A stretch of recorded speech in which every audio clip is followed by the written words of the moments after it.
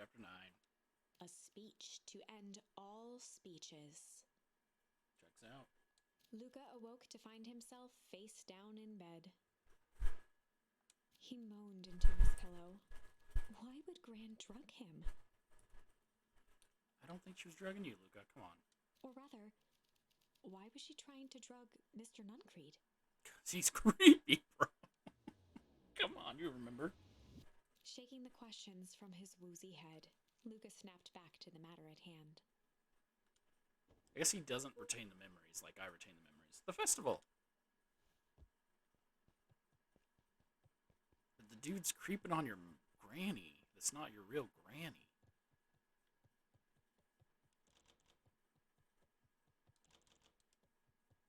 Still can't enter there. Gran's not in here. Gran left her basement open. Okay. Let's do a backyard check first. Nope. Should I interact with everything to try to get more things? Maybe. Let's do a quick check. Just to see. No, I don't think there's anything new to learn anything from.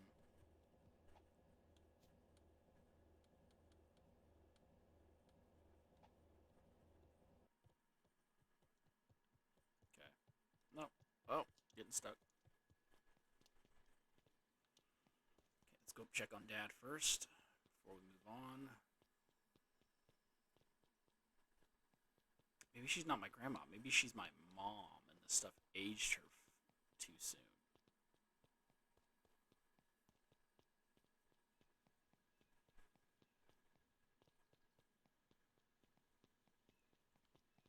He's still wearing his hat. Where have you been? Graham put something in the jam. Yeah, we know. Secret messages for secret conspirators. Not this one. The one intended for Mr. Nuncreed put me to sleep. Whoa! Ho! Yeah, Sly Devil. That's not the voice. Oh, I got Sly, though. I think she's trying to remove him from the equation.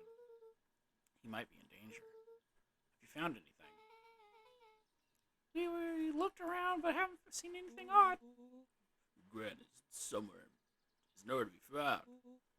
Mr. Nuncreed is just loafing around, waiting for the speech. What speech? Mayor Gus just got up to the podium. Everyone is gathering at the stage. Let's get moving.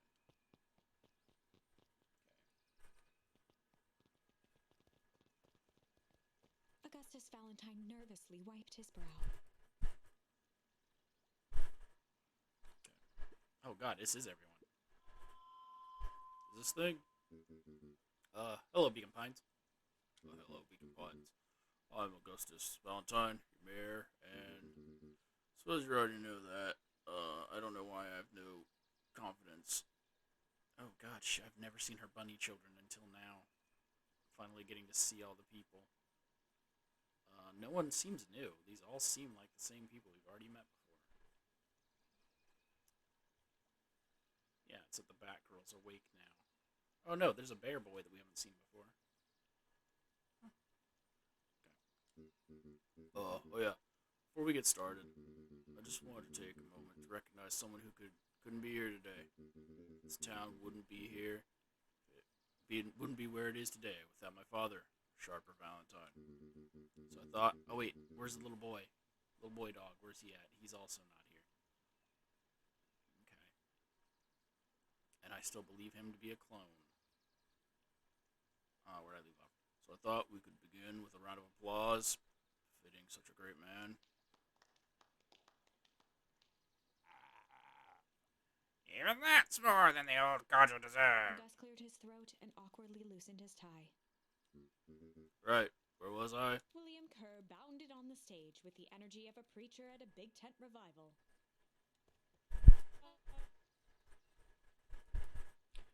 Gus Valentine, everyone. He gave Gus a hearty slap on the back and motioned him off the stage. He didn't even give a speech. Let's hear for our mayor. he's still on the stage, actually. What a great turnout. Ah, heck, I didn't prepare anything. But I suppose I could say a few words. Wouldn't be ashamed to waste such a beautiful podium. Mr. Kerr pulled a big stack of note cards out from his vest. Community, conviction, commitment. These are the things we celebrate at Perennial Harvest. For us, these are the pillars of the bridge to a better tomorrow. But I think it's time to add a new pillar. Change. Murder. But spell it with a C. Change is a powerful thing. It's inexorable. Inexorable. Whatever. Unavoidable. Undeniable. I'm dadgum thankful for it. Change is the reason we're all here. We're all together today. It's hard for me to believe that it was only 4 years ago when fate brought me here. A simple business trip which brought me to a small town which would change my life forever. Mr. Kerr took a moment to survey the crowd. They all looked the same. You know what? He wiped away a single tear. From the second I set foot in Beacon Pines, something about this place has held me captive.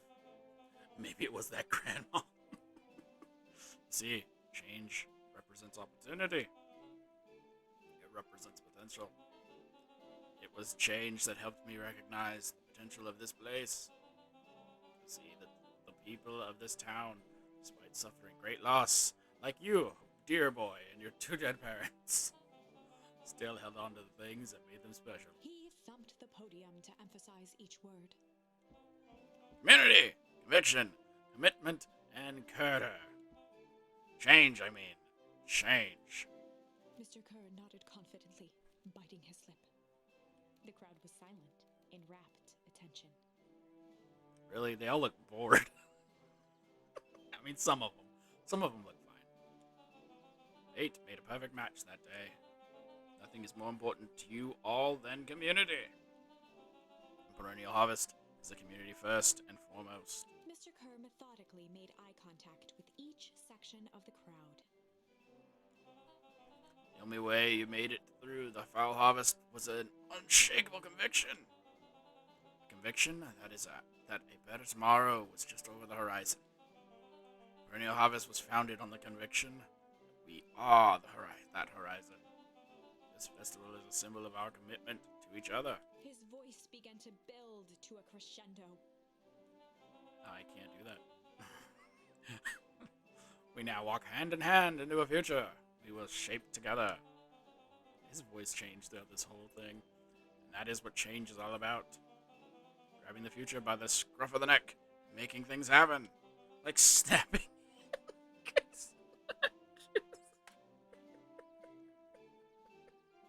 No, okay, no more killing Luca's parents. Change is a choice. Like, I had the choice to kill his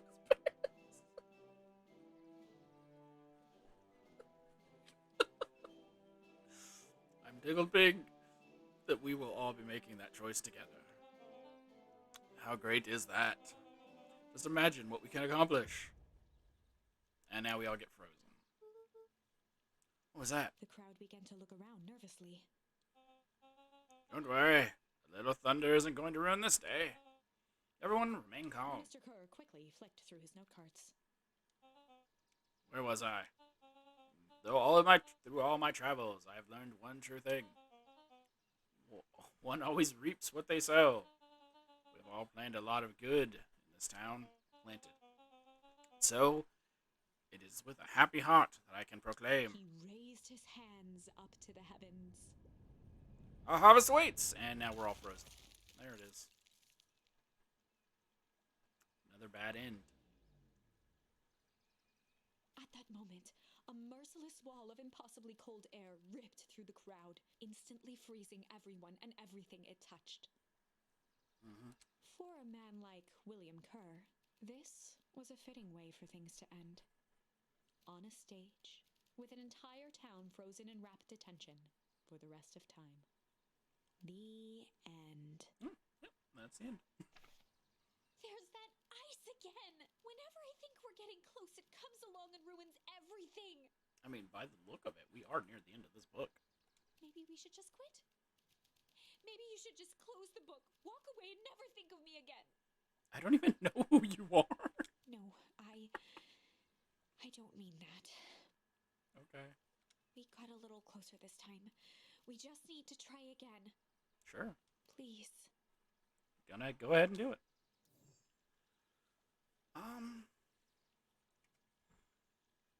Oh, we've added Sly Cop to that.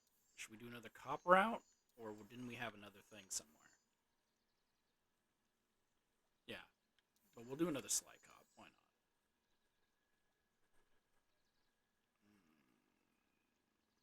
Yeah. We'll do Sly Cop.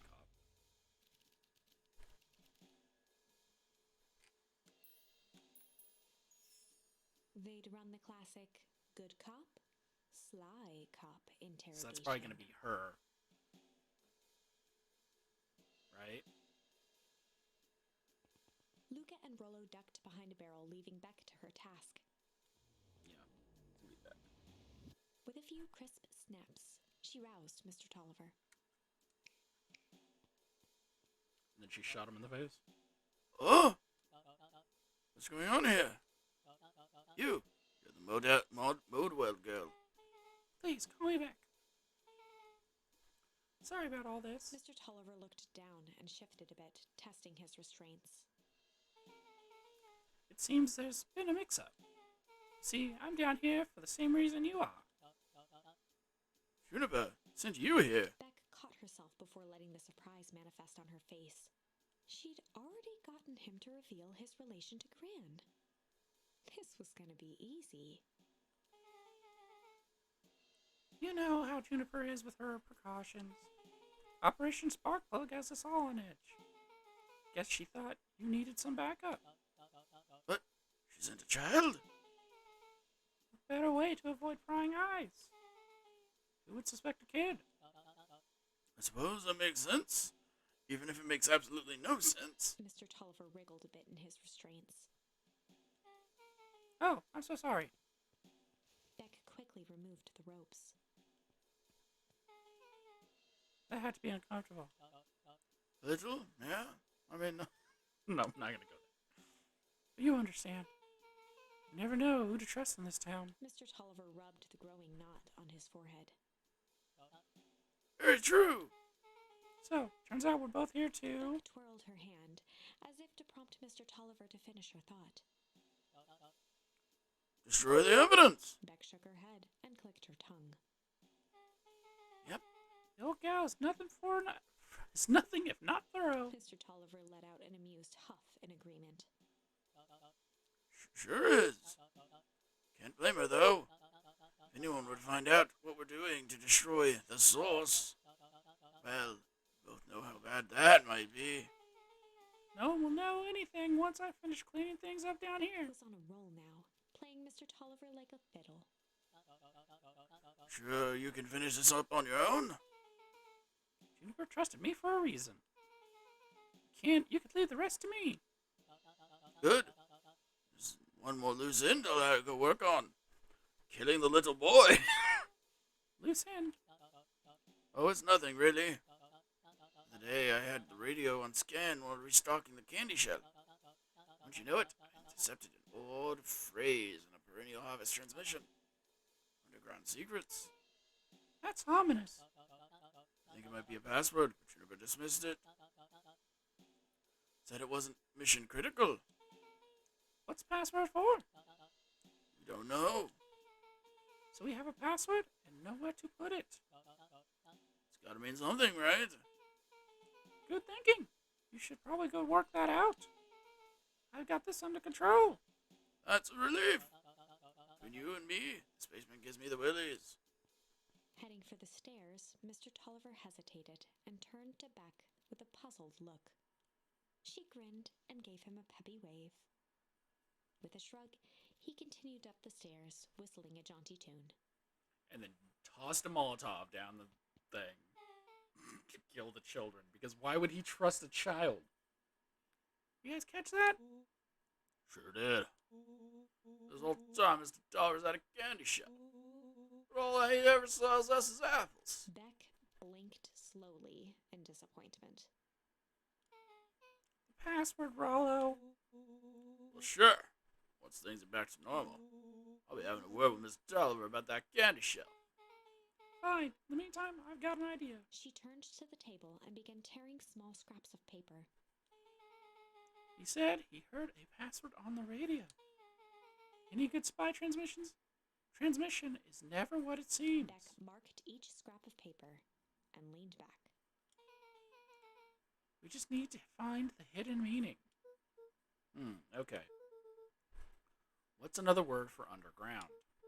Buried, covered. Could it be a cover-up? Maybe it's one of those each letter is a number thingies. So U would be 21. N would be 14. D would be... Oh. It's an anagram. Nuncreed's drugstore. Luca and Beck looked at Rollo with amazement. Rollo, that was incredible. Well, it's either that or Crin's nude drugstore. Yeah, I think you were right the first time. How'd you do that? What can I say? I love ciphers. Well, I guess we know where to go next. Okay. Y'all want to go see my dad's grave? Better get to Nuncreed's. We don't want to go see your dad's grave. We're the ones who put him there. Oh, sorry. Uh-oh. For a town that saw few visitors, the welcome was perhaps more grand than necessary.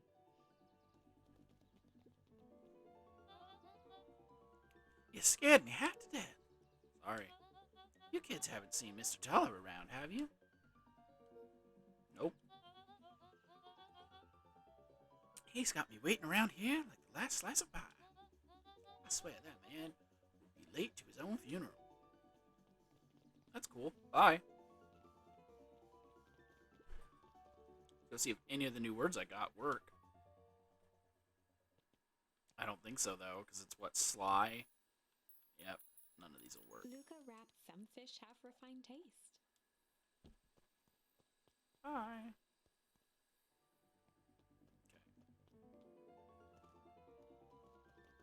You guys see my cool lean that I do? Look at this. Huh? Yeah, it's kind of cool. Oh. No, go through this way.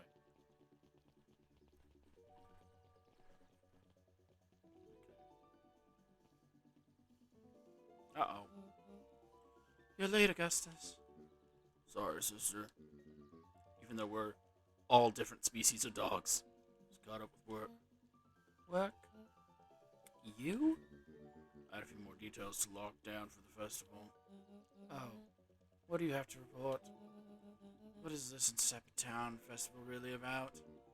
I think Gus looked around nervously. Mr. Kerr really does just want to do something good for the town. He's actually a pretty nice guy. Should spend some time with him. I didn't pull strings installing you as mayor so that you could make friends. Your job is to help me figure out what Kerr and Perennial Harvest's true intentions are with this town. We have a responsibility. This is our father's town. Was. Excuse me? This was our father's town.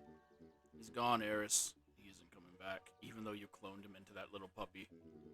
Father left us with nothing but problems. Mr. Kerr came here and offered to help us. We accepted that help. We didn't agree to them turning Father's warehouse into a toxic dumping ground. That is just a temporary arrangement. The glow can be seen from our damned backyard. They are dumping their nasty little secrets on us. When this is all inevitably goes wrong, who do you think will be blamed? Eris's cry hung in the air. We have a new choice to make now, sister. This town is going to change, whether we like it or not. Are we going to choose to be a part of that future, or be forgotten in the past? It's a shame. Father named you Augustus. You will always just be a Gus. Good night, Eris. See you at breakfast tomorrow.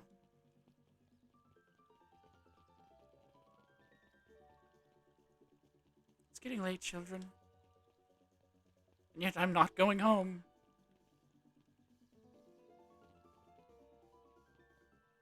Okay, I don't know where she went. Maybe she went to hang out with the pig. Okay, anything over here?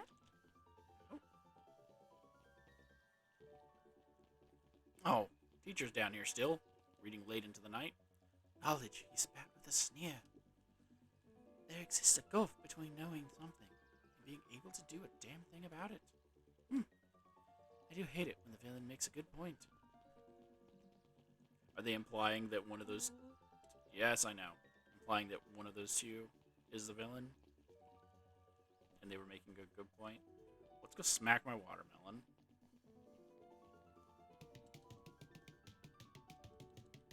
Okay. Check his candy shelf, which we cannot find. So let's go ahead and head. Where did the bear come from? I haven't met the bear yet. Oh, there he is. There's a little clone doggy boy. Oh. Solomon stood proudly at the entrance to the drugstore, holding a brown bag overflowing with black licorice. Hey, Solomon. We're looking for Mr. Nuncreed. Is he still in there? I'm afraid not. Then where'd you get that candy from? You might say we have an arrangement. Solomon shoveled a surprising amount of licorice into his mouth. Sometimes it's the small pleasures in life, like killing someone's parents. Though we might not always have family to rely on, because they've been killed by me. Licorice has never let me down, even when I used it to strangle your parents. Well, I can't say licorice would be my first choice. Whatever floats your boat. Your parents were floating in the water after I strangled them with licorice. You can tell a lot about a person by their choice of confection. Oh, yeah, I guess. I like sour gums. I'm certain you do. I always wondered why Mr. Nuncreed kept licorice in stock.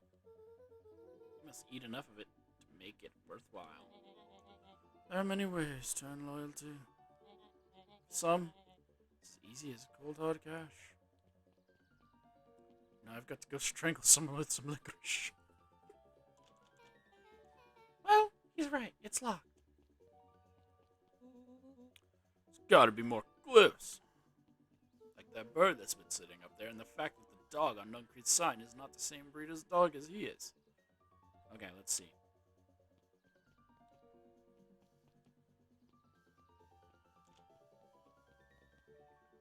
Oh, the phone. Have you ever seen anyone use this thing? Besides Mr. Nuncreed. No. Beck cupped her hands on the glass to peek inside. That is not a normal phone booth. It's got like a blinky keypad. Why would there be a blinky keypad? Krent's new drugstore. I mean, underground secrets. Password. Beck flung open the door, and they all squeezed in. Okay. All right. Let's see here. Luca cracked his knuckles and entered the letters into the keypad. Underground secrets. Sounds like they did something. Great. No. I guess we... The inside of the phone booth dropped loose from its shell. Without even the space to panic, they closed their eyes, held their breath, and accepted their fate. Suddenly, the chaotic descent slowed to an effortless landing. It was unclear where they ended up, but at least it was solid ground.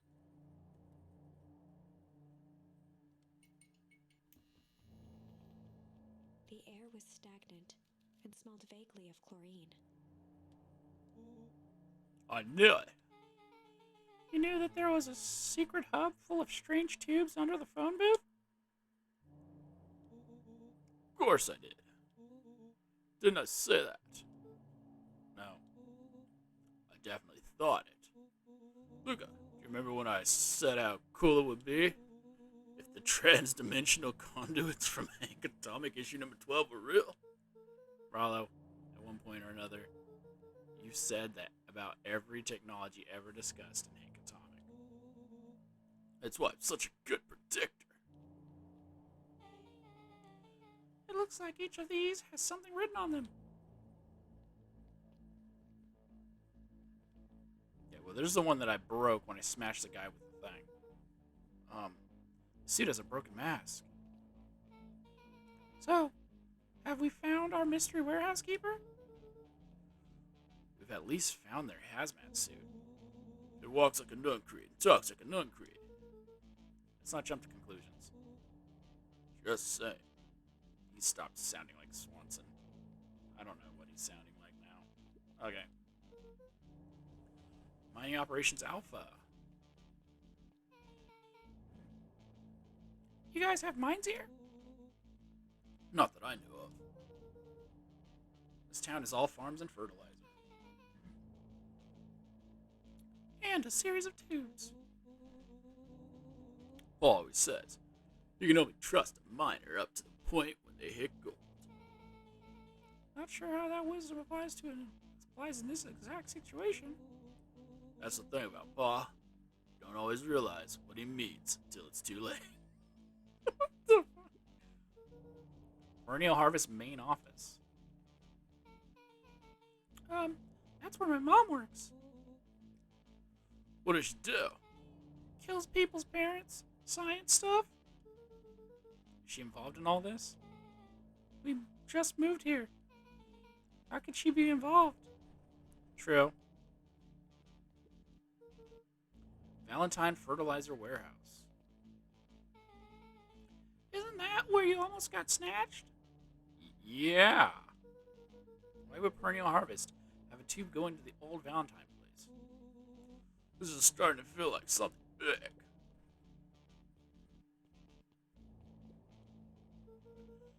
That's a lot of buttons.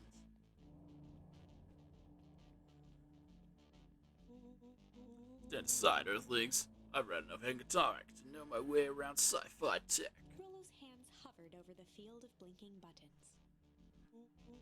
Any minute, mighty.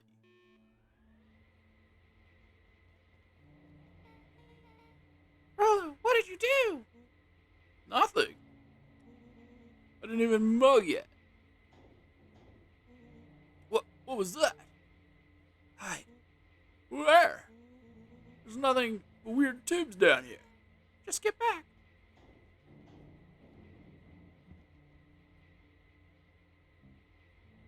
Shit. Shit. Awesome.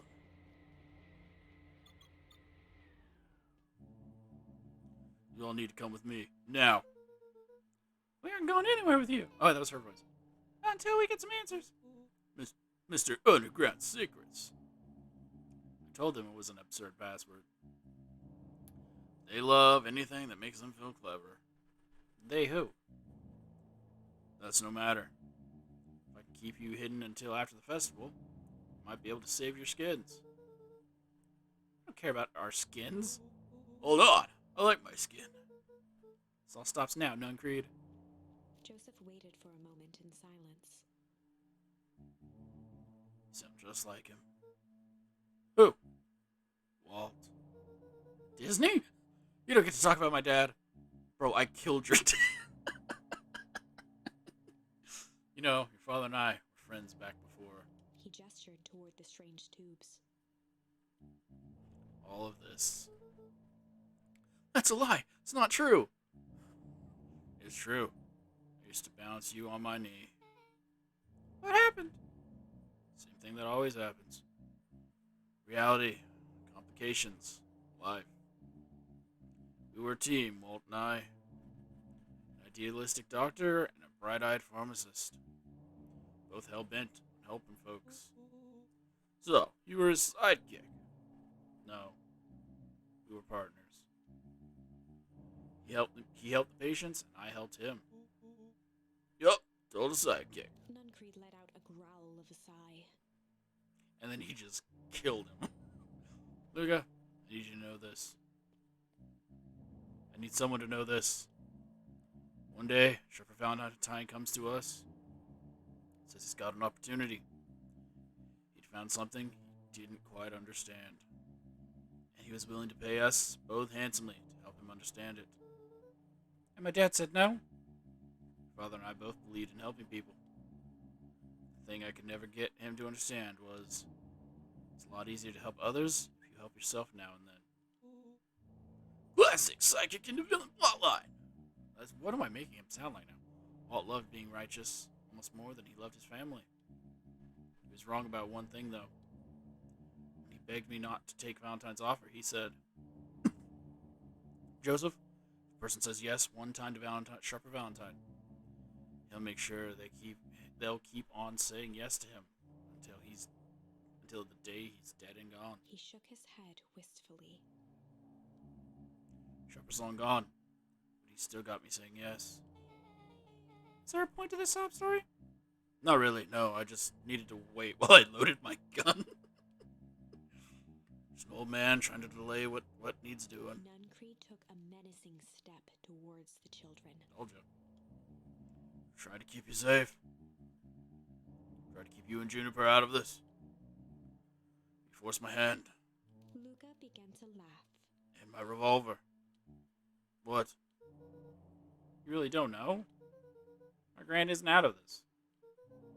She's been scheming right under your nose. Juniper? Seems like she's planning on crashing the town's party.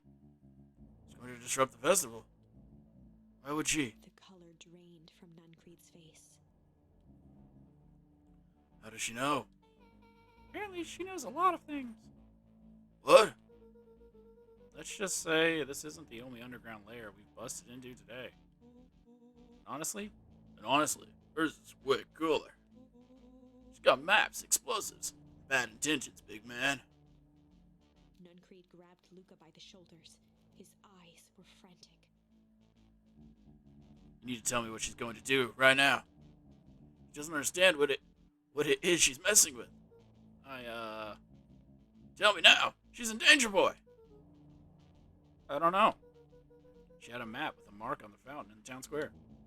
Fountain? Why would... A jolt of realization struck Mr. Nuncreed. She knows about the source. The source! What the heck is the source?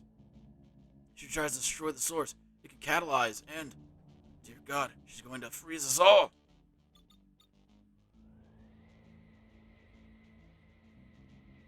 You all need to run. Run where? Away! As far away from this town as you can get. Maybe we should tell everyone, but just you three children. Head west. Don't look back. That did not go how I expected. So, we're really following him. We're totally following him, right? Totally. So you're on the other side. Right into a grinder. Meow. You good? Yep. I love this town. Murder! That's the end of that chapter, right? Yeah, of course it is. Chapter 8.